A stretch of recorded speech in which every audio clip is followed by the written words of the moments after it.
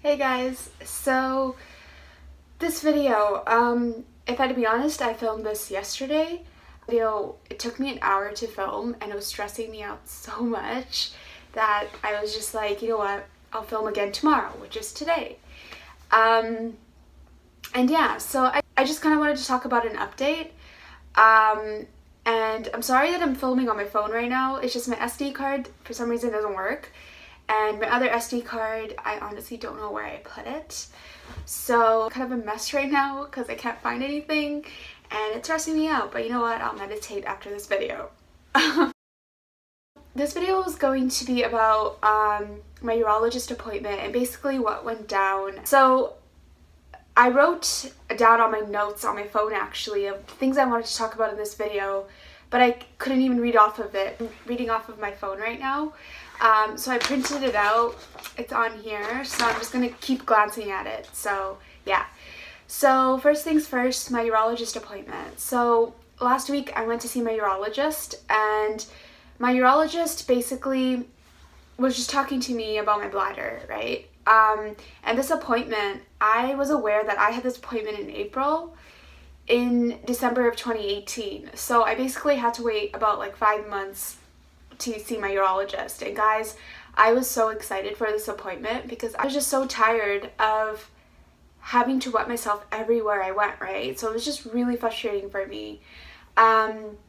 So when the time came around and then last week came, I was really excited to see my urologist because I was like, yeah, I'm just gonna get medication, she's gonna prescribe me something, and then I'm gonna take it and my bladder will just be fixed, right?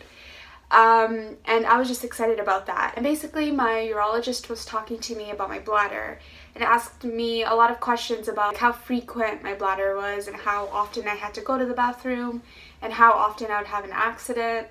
And I even told her how I will wet myself in my bed some of the times. And I don't know if I've mentioned, I'm on a clinical trial on Ocrevus. And some people call it ocrelizumab, but it's a very long word. I don't like using that word. So I go by Ocrevus. And basically, Ocrevus came out March 28th of 2017. And I got diagnosed with multiple sclerosis May 31st of 2017.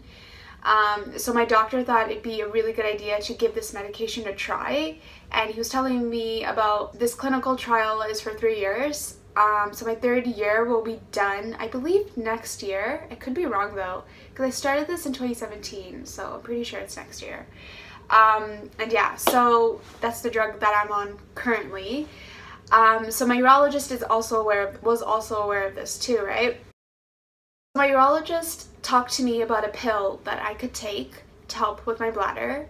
And guys, I waited 2 years for this pill because I just wanted an easy fix. And that honestly was not the mentality to have. The pill she prescribed for me actually is called Myrbetriq, and this is for the overactive bladder. And that's exactly what I have. So like I know this pill will work, but the amount of side effects that came along with this pill, like I just wasn't happy about. And this was the tricky part for me because I don't know, like the moment she started talking about a pill, guys, like I had a smile on my face. I was like, oh my god, my bladder is going to be fixed. Like this is going to be great. I'm sorry if you guys can't take me seriously because my hands are pink. Oh my god, okay, I need to go wash these after. I would just tell her how frequently I would just have to use the bathroom and how embarrassing it was because a lot of the times I'll just end up wetting myself, right? And it's like sometimes I just don't know how to prepare for that. Like I have a diaper bag, but like it's like how much more do I need? Like I just wanted to live a normal life, right? And she told me, she goes, you know what, let me prescribe this medication to you. You don't have to take it, but just take it home with you today. Think about it and then take it or don't take it. It's okay. And basically she prescribed me Myrbetriq. I don't know if I'm pronouncing it right. She was basically telling me how some of the patients that she's had that also had multiple sclerosis have benefited from this pill. And this pill is supposed to be 50 milligrams. And she told me I would have to take a pill a day. But she told me because I'm so tiny that she would only prescribe me 25. So I was like, okay, so I'm half the size of a person, right? But I was like, okay, I'm like, fair enough. And yeah, so that was pretty much it, right? And she gave this prescription to me, and guys, like, told me 2 years ago that I would stop having accidents if I took a pill. I would have taken it in a heartbeat. But ever since going vegan, it's as if I'm just slowly and gradually starting to realize that I can just fix myself my own way. Like, I don't know why I'm relying on medication. Like, don't get me wrong, with Sclerosis, I feel like it's made so much improvement for me, like in terms of my physical development, because 2 years ago at this time, I was not able to walk for more than a minute. Like, guys, it was so terrifying for me.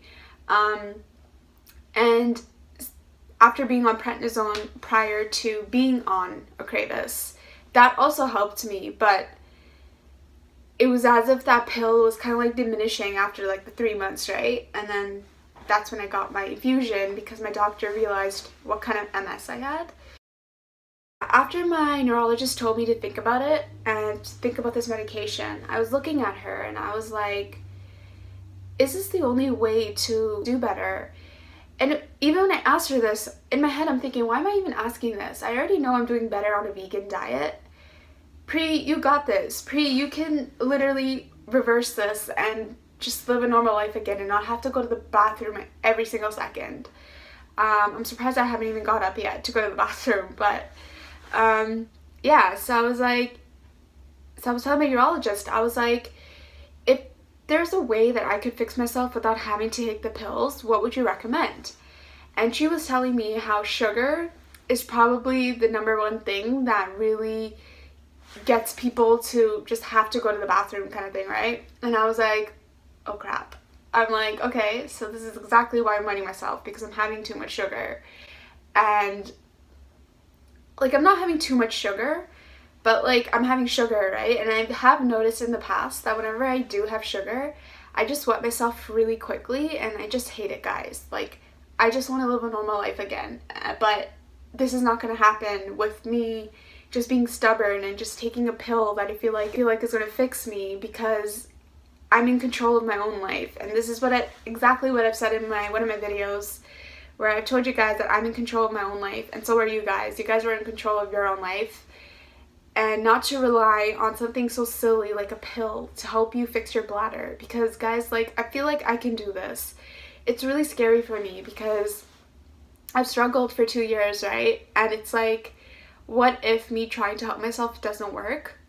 But it's not going to kill me to at least try, and I'm going to try. Actually, 2 years ago, guys, like, I was so hopeless. Like, I genuinely felt like I was going to die. Like, I just felt like my life was over, because at that time too, I didn't know I had MS. I honestly thought I had a tumor, and I thought I was going to pass away, and I was terrified. Basically what I've done was, a few days ago I got another planner. This one's really cute because it has like a gold heart on it, but it's so cute. And this is from Chapters too. I get everything from Chapters. But yeah, so basically this planner was, I have a to-do planner, I have a vegan planner, I have all these planners, but this planner was, I guess, my sugar planner. So basically, I wrote down pros and cons of Myrbetriq, and Myrbetriq was a pill I was just talking to you guys about. I'm going to quickly read over the cons, because for pros I have nothing. So one of the cons was the inability to empty your bladder.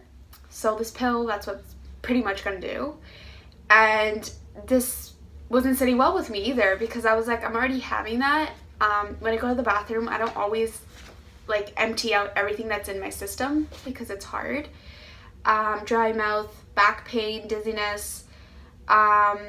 I won't try to find a way to heal naturally. So kind of like what I said about I'm not saying I'll cut out sugar 100% to help me, but I'll cut it out 80 to 90% just to prevent me from having accidents, right? Constipation was another one, and this one really frustrated me, because I was like, I already have that some of the times, and when I have that, I'll feel constipated, let's just say when I'm at home, and then when I go outside, I will just immediately let it all out. Like, it's just really, really frustrating. Oh my god. There was also flu symptoms, urinary tract infections, increased blood pressure, And yeah, so I'm not going to read all of those to you. So basically on the next page, I don't know if you guys can see, I have, on the basically on the next page, I have some of the foods that I'm going to try to avoid. And these are the foods that I usually do have that have sugar in it. And some of these foods I didn't even realize had sugar in it. So I just wrote them down to make sure that it's just kind of like in my brain to just not have it. So yeah, basically I'm just tired of feeling helpless. Like, I just feel like I don't need this pill to make me feel like, you're not gonna wet yourself anymore, because you know what? Maybe this is something that I can fix. And I'm gonna do it. Like, as scared as I am, like, I want to do it. I want to do it for myself. I want to do it because I need to realize that, you know what, you're in control of your own life, and you can reverse everything if it's possible, and I'm gonna do it. I'm not gonna cut out sugar 100% because that is gonna be a little difficult for me, but I'm gonna cut it out 80 to 90%, so for the most part, pretty much. I'm just really tired of just not feeling normal. Like, guys, it's been too long. Like, I just want to be able to run down the street again. Like, I'm able to do that right now, but I'm able to do that with, like, just being hesitant of, oh my god, Pri, are you gonna be able to do it? It's like, I have all these questions behind my head, right? And it's like, I'm tired of having no confidence, of just being able to do something some of the times. Not all of the times, but yeah. If any of you guys are watching this video right now and you also have multiple sclerosis, if there's one thing I can ask of you, if you're also going through difficulties, maybe not similar to mine, but difficulties in general, leave a comment down below and let me know these difficulties that you're having, because it'd just be nice to just hear about your perspective of your MS story. But also, just keep in mind that I don't know, maybe I'm just being very biased right now, and I know I am, but maybe your diet and sugar can also help you just like it's helping me, and let's just make a change together. Let's reverse this. Like, I want to beat MS at its own game, and I want you guys who also have multiple sclerosis to feel the same way too, because I don't want to see you upset about being diagnosed with MS, because there's so much to life. There's so much you can change, and you know what? You can be that change. And I believe in you. Like, I believe in everyone. I feel like I can make a change, at least for myself, and it's like I learn every single day having MS, and I don't want to let it just tear me apart, because I know I got this and I can do this. And yeah, so I just wanted to share that with you guys. Give this video a thumbs up if you liked it. Subscribe to my channel if you haven't already. Check out my blog if you also haven't already. And I'll see you guys in my next video.